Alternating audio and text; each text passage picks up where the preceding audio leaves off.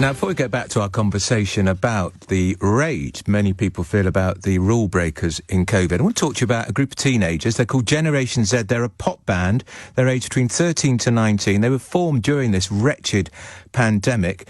And they've released their first single. It's called Strong. It's in aid of leading charities like YoungMinds, which is fighting for young people with mental health issues. There'll be more of them, I'm afraid, because of the pandemic. And Grief Encounter, which supports bereaved children, young people and their families. So let's hear a little bit of the song. We gotta breathe in and take the pain. We will climb and rise again. We gotta stay calm and ride the storm together. We gotta fight now and we'll come through. We all know what we gotta do forever. Keep holding on. Well, that sounds quite nice. I think we should put them up for the Eurovision Song Contest. Better than the old rubbish we normally put in that competition. Joining me now is Olivia Lynn, who's one of the singers in the group, Generation Z, and Bryan Edery, who is the executive producer and one of the songwriters. Olivia, I'm going to go to you first. Was that your dulcet tones I could hear? It wasn't actually. I was doing some harmonies, though. I'm not going to lie to you. Okay. Tell me about the lyrics. What's so important about this song? So, like you said about mental health, and during this pandemic, it's obviously going to be higher. The lyrics in the song are basically telling you, like the title of the song, is to stay strong. And although it is going to be hard, what's going on right now, and you just gotta stay strong, really. And that's kind of it. And during the lockdown, did you? You're still at school. What age are you now? I'm 14. So did you go to school, or were you? I don't know if your parents were key workers, or were you locked down at home and you didn't see your mates? I was locked down at home, yes. And was it hard not seeing your school friends?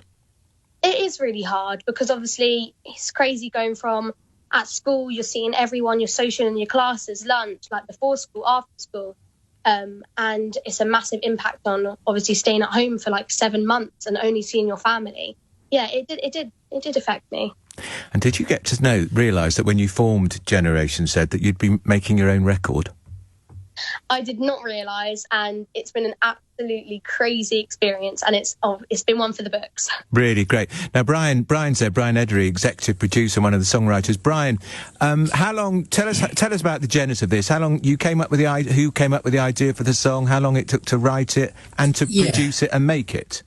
Yeah, so myself and my two co-songwriters, Pezyoung and Daniella Joseph, wanted to do something to support young people's mental health. Perrie was actually doing a lot of work for support, raising money for NHS charities, driving around delivering food and that kind of thing. But all three of us have had experience working with young people, working on with music with them and on their self-esteem and in after-school clubs. So the idea to do something for young people's mental health, that's where it came from. It's been a bit of a process. I think the planning started around May time. Okay. And we had kids recording from their bedrooms at home. Really? Some of the vocals, actually made it to the final track, unbelievably. And then as soon as the recording studios opened up in early June, we were able to have the kids come in one by one, lay down their vocals. And then, of course, we produced I don't know if you've seen it on YouTube, because the single is out now, Strong by Generation. On all platforms, including the YouTube, Spotify and all platforms. But we did a socially distanced music video, which is a really, really fantastic vision to see. Amazing, really, because I would imagine it's difficult to make a record. I'm so old calling it a record. It's probably called something else, isn't it? A download or something. It's difficult at the best of times. But doing it with social distancing and with some of the youngsters doing it from their bedroom. Yeah, it was difficult. I mean, we didn't really know how we were going to record it to begin with. We actually thought we might be using iPhones and smartphones and little microphones that we might plug into them.